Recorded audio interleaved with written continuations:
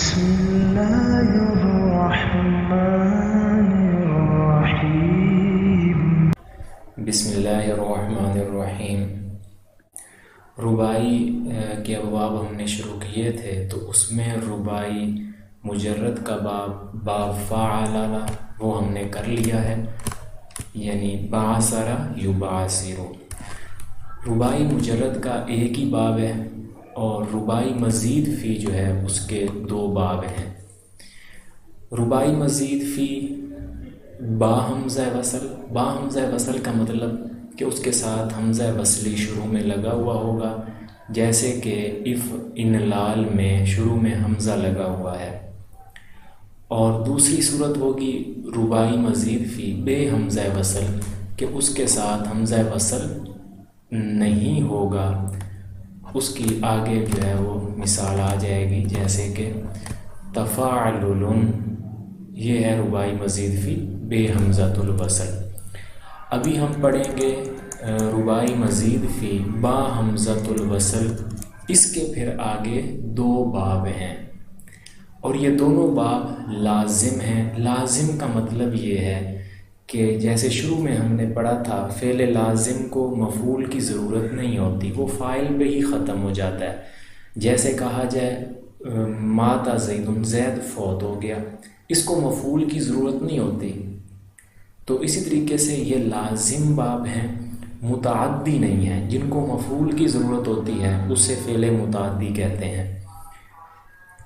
اب یہ باب ہے باب افعن لال، جیسے ابرن شاق، یہ مصدر دیا ہوا ہے، مصدر سے ہی ان ابواب کے نام ہیں۔ ثلاثی مجرد کے جو 6 ابواب تھے، ان میں مصدر کے نام سے باب کا نام نہیں رکھا جاتا، کیونکہ مصدر وہاں بدلتے رہتے ہیں۔ ابرن شقا یبرن شقو، یہ ہے ماضی اور مضارع۔ ماضی اور مضارع ہی ذہن میں رکھنی ہوتی ہے، کیونکہ انہی سے آگے باقی گردانیں بنتی ہیں۔ ابرن شقا یبرن شقو، ربائی مزید فی کا مطلب ہوتا ہے کہ اس کی ماضی کے پہلے صیغے میں 4 حروف سے زائد ہوں گے۔ تو یہاں آپ دیکھ رہے ہیں، یہاں 4 سے زائد ہیں، 6 حروف ہیں، تو یہ ربائی مزید فی ہے۔ ابرن شقا یبرن شقو، ابرن شاقن فہو مبرن شقن، مبرن شقن یہ اس میں فاعل کا صیغہ بنایا گیا ہے، اور اس میں فاعل کا صیغہ جو ہے وہ آپ کو معلوم ہے مضارع معلوم سے بنا کرتا ہے۔ مضارع معلوم یبرن شقو ہے، اسی کے شروع میں یا کو ہٹا کے میم مضموم لگا دی جائے، سیکنڈ لاسٹ پہ کسرہ دے دیا جائے، وہ پہلے سے ہے یعنی زیر دے دیں، آخر میں تنوین لگا دیں، تو یبرن شقو سے مبرن شقن لفظ بن جائے گا۔ اس کے بعد انہوں نے ماضی مجہول مضارع مجہول نہیں لکھی، کہتے ہیں کہ ان کا استعمال نہیں ہے، لیکن پھر بھی گردانوں میں ہمیں وہ کر لینی چاہیے تاکہ آپ کو سمجھ آ جائیں، اور ان کو بھی استعمال کر لیا جاتا ہے کسی نہ کسی طریقے سے۔ ان کے جو ہے آگے آپ استعمال دیکھ لیں گے کہ استعمال ہو جاتا ہے، ان کو حروف جارہ وغیرہ لگا کر کے متعدی بنا لیا جاتا ہے، تو اس لیے ہم ماضی مجہول بھی اس کی بنا لیتے ہیں۔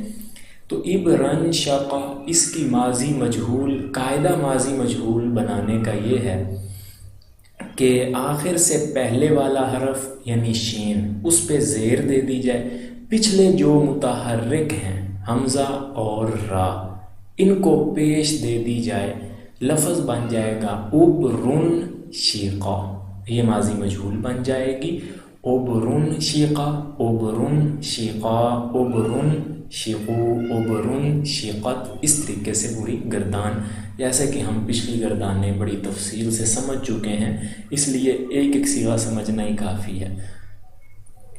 مضارع مجہول بنے گی یبرن شقو، وہ مضارع معلوم سے بنتا ہے مضارع مجہول، کہ شروع میں یا پر پیش لگا دی جائے، سیکنڈ لاسٹ پہ زبر، یبرن شقو سے یبرن شقو، یہ مضارع مجہول بن جائے گی۔ اس کے بعد پھر صیغہ ہے، اس میں مفعول کا اس میں مفعول آپ لوگوں نے پڑھا ہوا ہے کہ وہ مضارع مجہول سے بنتا ہے. مضارع مجہول ہمارے پاس آیا ہے یبرن شاقو. شروع میں یا کو ہٹا کے میم مضموم، آخر میں تنوین، لفظ بن گیا مبرن شقن، مبرن شقانی، مبرن شقون، مبرن شقتن، مبرن شقاتانی، مبرن شقاتن. اس کے بعد ہے امر. امر کا قاعدہ بھی بڑی تفصیل سے پہلے ہم لوگوں نے ڈسکس کیا ہوا ہے. تو امر بنتا ہے کہ حاضر کے صیغے سے. امر حاضر کا صیغہ مضارع کے حاضر کے صیغے سے بنے گا. مضارع کا حاضر کیا بنے گا؟ یہ ہمارے پاس مضارع ہے یبرنشقو. اس کا ہم واحد مذکر حاضر نکالیں تو وہ بنتا ہے تبرنشقو. تبرنشقو. شروع میں تا کو ہٹا دیا.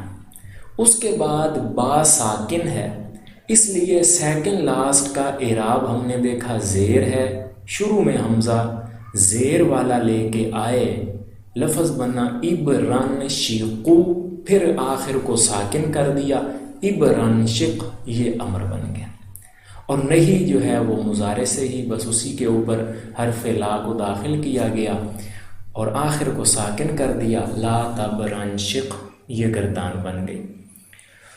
اسی طریقے سے نیچے حروف دیے ہوئے ہیں مصادر، ان سے بھی آپ بنا سکتے ہیں احرنجم، یحرنجم، احرنجامن فہو محرنجم. اور امر بنے گا احرنجم، نہیں بنے گی لا تحرنجم. اور آگے ہے الاعرن کاس، اس کی بنے گی اعرن کاسا، یعرن کسو، اعرن کاسن فہو معرن کسن. اسی طریقے سے اسلنطا، یہ بنے گا اسلنطا، یسلنطئ، اسلنطاء فہو مسلنطع. تو یہ اس طریقے سے گردان بن جائے گی.